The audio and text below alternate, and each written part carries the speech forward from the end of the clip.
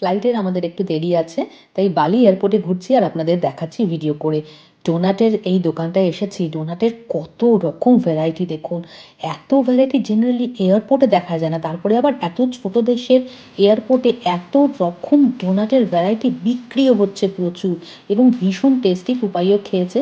প্রচুর রয়েছে, নানা রকমের বানস রয়েছে, পিৎজা রয়েছে, অনেক ভ্যারাইটি রয়েছে এখানে। আমি কিছু মানুষকে বলতে শুনেছি এরকম কথা, যে এত খাবারের ব্লগ লোকে করে, এত খাবার দাবার দেখায়, দেশে তো কত গরিব মানুষ, তাদের দেখলে খুব কষ্ট হয়। আমি তাদের উদ্দেশ্যে বলি, দেশে তো প্রচুর গরিব মানুষ রয়েছে, কিন্তু তাদের হাতে না স্মার্টফোনও রয়েছে।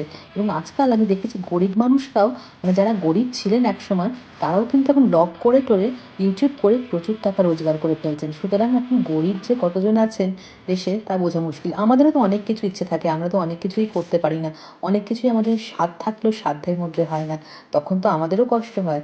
সুতরাং সেগুলো ভেবে লাভ নেই। আমরা যারা ট্রাভেল ব্লগার আর ফুড ব্লগার, তাদের দেখে, তাদের এই ব্লগসগুলো দেখে সবাই খুব উপকৃত হন।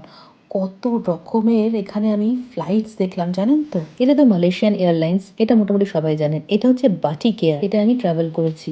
সিঙ্গাপুর এয়ারলাইন্স তো দেখতেই পাচ্ছেন, অনেকেই জানেন সিঙ্গাপুর এয়ারলাইন্স। এছাড়াও দেখলাম Garuda Indonesia, jet star, Malaysia বাটি। আমরা গিয়েছি সিঙ্গাপুর এয়ারলাইন্সে, ফিরছি সিঙ্গাপুর এয়ারলাইন্স। আর এখানে মিল ইনক্লুড করা থাকে, খালি চয়েসটা আপনি আপনার মতো করে নিতে পারেন। যেমন পুপাই নিয়েছে পাস্তা, আর আমি নিয়েছি কঞ্জি রাইস। এটা তো আমার ভীষণ প্রিয়।